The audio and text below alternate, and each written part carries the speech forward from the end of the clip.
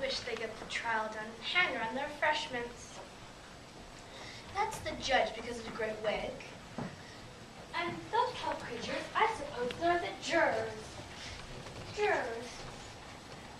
Jurors. What are they doing? They can't have anything to put down yet before the trial's begun. They're putting down their names for fear they should forget them before the end of the trial. Silly things. Silence in the court! A nice muddle of slates will be in before the trial's over. Harold, read the accusation.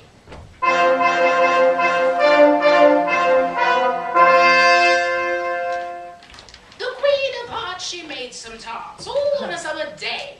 The Knave of Hearts, he stole those tarts and took them quite away. Consider your verdict. Not yet, not yet. There's a great deal to come before that. Call the first witness. First witness!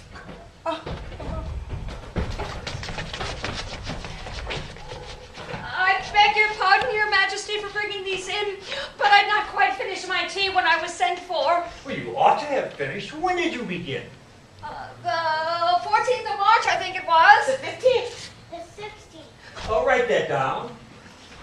Take off your hat. It isn't mine. Oh, stolen! I don't have any of my own. I make them to sell. I'm a hatter. Give your evidence, and don't be nervous, or I'll have you executed on the spot. Give your evidence, or I'll have you executed, whether you're nervous or not. I'm a poor man, Your Majesty, and I hadn't quite begun my tea, not above a week or so ago. And what with the bread and butter getting so thin, and the twinkling of the tea, The twinkling of the what? it began with the tea. Of course, twinkling begins with a T. Do you take me for a duck? Go on. I'm a poor man, Your Majesty, and most things twinkle after that. And then the March Hare said, I didn't. "You did." I deny it. He denies it. Leave out that part. And then the Dormouse said, "Oh." And then I cut some more bread and butter. What did the Dormouse say? That I can't remember. Well, you must remember, or I'll have you executed. I'm a poor man, Your Majesty. You're a very poor speaker. If that's all you know about it, you may stand down. I can't go no lower. I'm on the floor as it is. Well, then you may sit down. I'd rather finish my tea. You may go. Let's just take his head outside. Call the next witness. Call the judges in court! Give your evidence. Sheriff. Oh, Your Majesty, let's cross-examine this witness. Well, if I must, I must. What are tarts made of? Pepper, mostly. Here you go. Oh, go with that Dormouse! Behead that Dormouse! Suppress that Dormouse and turn her out of court! Fetch him, suppress him! Blow with the listeners!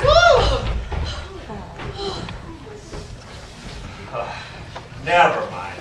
Call the next witness. Really, my dear, you must cross-examine this next witness. It quite makes my forehead ache. They haven't got much evidence yet. Alice! I beg your pardon. Oh,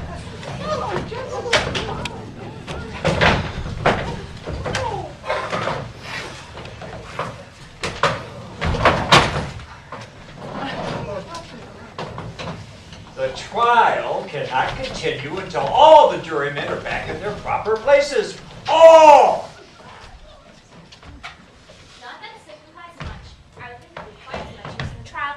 One way up as the other. What do you know about this business? Nothing. Nothing whatever? Nothing whatever. That's very important. Unimportant, Your Majesty means, of course. Oh, of course I meant unimportant.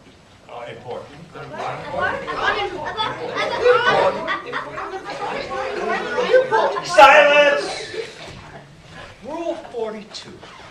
All persons more than a mile high must leave the court. I'm not a mile high. You are? Nearly 2 miles high. Well, I shan't go at any not a regular rule. You invented it just now. It's the oldest rule in the book. Then it ought to be number 1. Consider your verdict. Not yet, please, Your Majesty. This paper has just been picked up. What's in it? I haven't opened it yet, but it seems to be a letter written by the prisoner to somebody. Well, it must have been that, unless it was written a note by you, which isn't usual.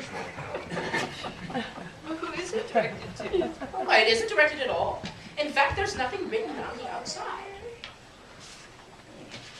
It isn't a letter after all. It's a set of verses. Are they in the prisoner's handwriting? No, they're not, and that's the queerest thing about it. He must have imitated someone else's hand.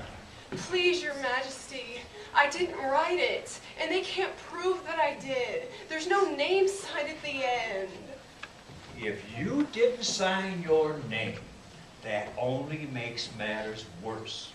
You must have meant some mischief, or you would have signed your name like an honest man. That proves his guilt. It proves nothing of the sort. Well, you don't even know what they're about. Read them. Where shall I begin, please, Your Majesty? Begin at the beginning. Go on until you come to the end. Then stop. They told me you had been to her and mentioned me to him. She gave me a good character, but said I could not swim. He sent them word I had not gone. We know it to be true. If she should push the matter on, what would become of you? I gave her 1, they gave him 2. You gave us 3 or more. They all returned from him to you, though they were mine before. If I or she should chance to be involved in this affair, he trusts to you to set them free, exactly as we were. My notion was that you had been, before she had this fit, an obstacle that came between him and ourselves and it. Don't let him know she liked the best, for this must ever be a secret kept from all the rest between yourself and me. That's the most important piece of evidence we've heard yet. So now let the jury... If anyone of them can explain it, I'll give them 6 pence. I don't believe this. I'm not meaning it. Well, there's no meaning in it. That saves a world of trouble, you know, as we needn't try to find any.